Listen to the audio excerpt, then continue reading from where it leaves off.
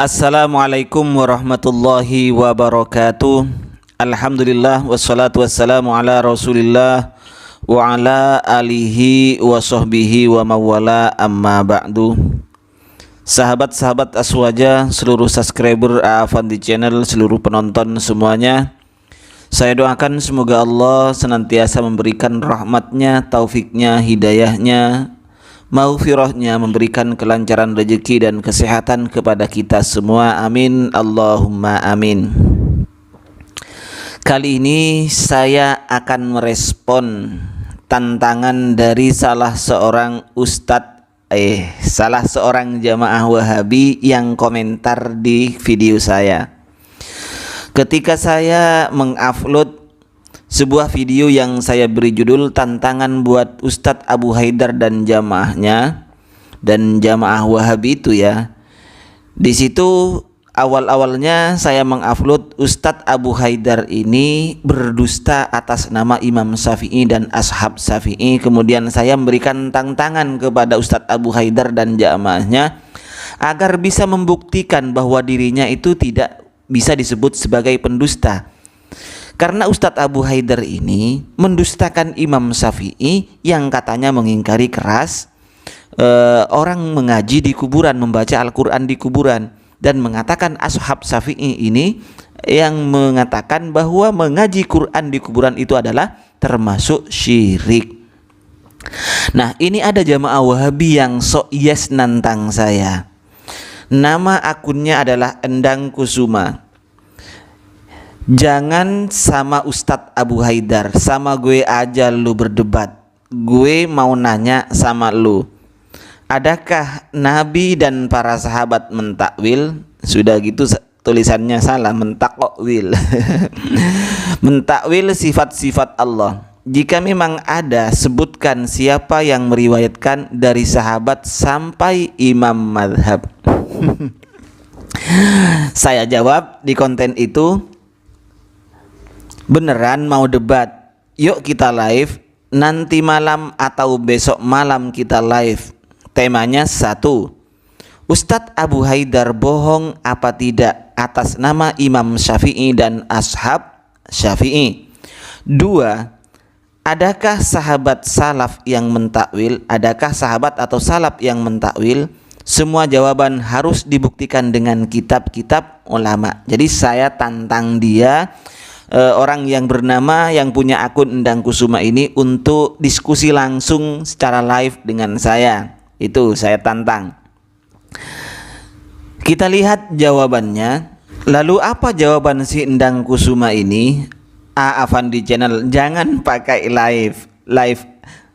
Jangan pakai live-livean. Jawab sekarang juga. Adakah Nabi menolak Allah di atas aras, atau Nabi mentakwil sifat-sifat Allah dan mengenai lahirihi? Ini adalah jurus ngeles dari Endang Kusuma ya.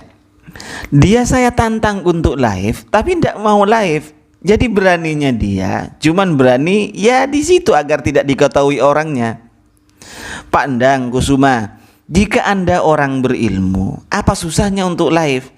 Kita buktikan siapa yang oon. Kita buktikan siapa yang dungu, siapa yang bodoh, siapa yang goblok sebenarnya dalam memahami kitab-kitab ulama. Anda mengatakan Anda pengikut salaf, maka Anda harus bisa membuktikan secara lantin. Ketika kita live, kita buktikan, kita buka kitabnya. Ini kitab ulama. Jangan-jangan Anda hanya memahami ayat-ayat itu hanya dari YouTube, dari hasil mendengarkan kajian dari ustadz-ustadz Anda, yang Anda hanya duduk, diam, dengarkan, kemudian Anda hanya manggut-manggut. Kita buktikan bahwa Anda itu bukan orang tipe seperti itu. Anda bisa membaca langsung dari referensinya sendiri. Nanti ayo kita buktikan. Kalau Anda ingin tahu sebenarnya siapa nama sahabat, siapa ulama salaf yang mentakwil ayat-ayat itu, kita buktikan. Jangan hanya ngomong seperti ini. Dan bahkan Anda itu saya kira Anda itu tidak akan berani. Sumpah sampean tidak akan berani dan tidak akan mungkin bisa membuktikan. 2 temanya yang saya tantang untuk Anda, Pak Endang ya. Yang pertama, saya akan menantang Anda untuk diskusi live karena Anda duluan yang nantang saya. Sok jago Anda ya. Saya kira Anda itu suhu. Kalau ndak mau berarti Anda itu cupu. Saya tantang Anda untuk membuktikan pertama kali, membuktikan bahwa Ustadz Abu Haidar tidak berbohong. Buktikan kitabnya Imam Syafi'i, kita live, buktikan Anda itu bisa ndak membaca kitab Imam Syafi'i dan kitab-kitab Ashab Syafi'i sebagaimana tuduhannya atau fitnahnya Ustadz Abu Haidar atau kebohongannya Ustadz Abu Haidar. Kalau Anda ndak terima, ayo, oke, kita buktikan secara live. Kita live nanti. Itu yang pertama, tentang kebohongan Ustadz Abu Haidar yang mengatasnamakan Imam Syafi'i dan Ashab Syafi'i. Yang kedua, kita bahas pertanyaan Anda, harus tertib. Yang kedua, kita bahas dari Anda, soal dari Anda yang mengatakan, yang menanyakan apakah ada sahabat yang mentakwil, siapa nama sahabat yang mentakwil dan riwayatnya. Kita bahas, kita buktikan dengan kitab-kitab ulama. Jangan hanya omong kosong belaka. Saya khawatir Anda itu ibarat orang buta, karena Anda di video lain komentar seperti ini. Ketika saya membahas Ustadz Haris Abu Naufal, di sana saya membahas kesalahan Ustadz Haris Abu Naufal ketika menyalahkan orang-orang aswaja yang membagi bid'ah menjadi 5, yang mengikuti pembagian bid'ah dari Imam Izzuddin bin Abdissalam. Nah, Ustadz Haris Abu Naufal ini membawakan kitabnya Imam Izzuddin bin Abdissalam. Ternyata sudah bacaannya kocar kacir, pemahamannya juga berbohong. Ternyata Ustadz Haris Abu Naufal ini mengatakan bahwa Imam Izzuddin bin Abdissalam menganggap bid'ah salaman setelah sholat. Ternyata di kitabnya Imam Izzuddin bin Abdissalam sendiri, Ustadz Haris Abu Naufal ini berbohong, Pak Endang Kusuma ya. Nah, di video yang sampean komentari ini saya membahas Ustadz Haris Abu Naufal itu banyak salahnya. Apa komentar Anda? Komentar Anda lucu, kayak orang buta Anda itu. Pak Ahdi Afandi, dari raut wajahnya terlihat tidak berilmu. Kok yang belajar di Timur Tengah diajari sama yang belajar di dalam negeri? Ini Anda pandang adalah tipe orang yang buta, kayak orang buta, pengagum, atau hanya mabuk dengan gelar, mabuk dengan orang yang belajar ke luar negeri. Saya ibaratkan Anda itu orang buta. Orang buta, kemudian ada orang Jakarta memberitahu terhadap Anda bahwa Monas itu panjangnya hanya 5 meter. Anda buta, tidak pernah tahu sama sekali terhadap Monas. Kemudian ada orang Jakarta datang memberitahu terhadap Anda panjangnya Monas itu hanya 5 meter. Kemudian ada orang yang jauh, misalnya orang Irian, orang Papua, datang memberitahu Anda, orang itu pernah sudah tahu terhadap Monas, sudah bahwa Monas itu tinggi, beritahu terhadap Anda, Monas itu panjang banget dan bisa dinaiki, kalau dari atas Monas Jakarta itu kelihatan. Anda tidak percaya. Kenapa? Ya karena Anda buta. Karena Anda tidak tahu. Haris Abu Naufal sudah banyak kesalahannya di situ. 11 kesalahannya dibaca kitabnya itu sudah salah kocar kacir seperti itu.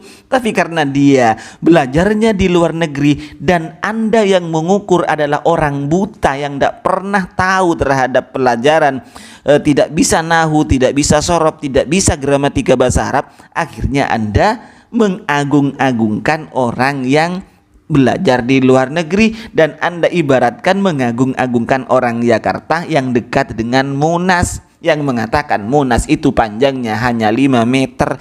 Itu Anda, diibaratkan itu Anda.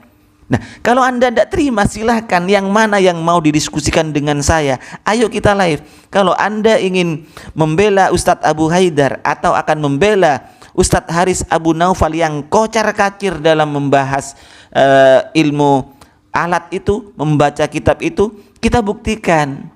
Kan ada gramatika bahasa Arab, bahkan karangan Syekh Utsaimin sendiri. Ayo kita buktikan. Dari gramatika bahasa Arab yang dikarang oleh Syekh Utsaimin, bagaimana cara bacanya Ustadz Anda yang Anda agung-agungkan itu. Okelah, saya itu santri emperan. Okelah, saya itu hanya belajar di dalam negeri. Tapi mari buktikan.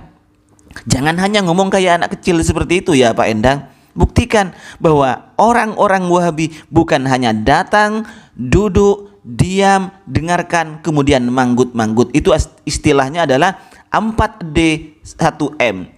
Anda hanya datang ke pengajian, Anda duduk, diam, mendengarkan, kemudian manggut-manggut. Ya seperti itulah hasilnya, seperti Anda itu.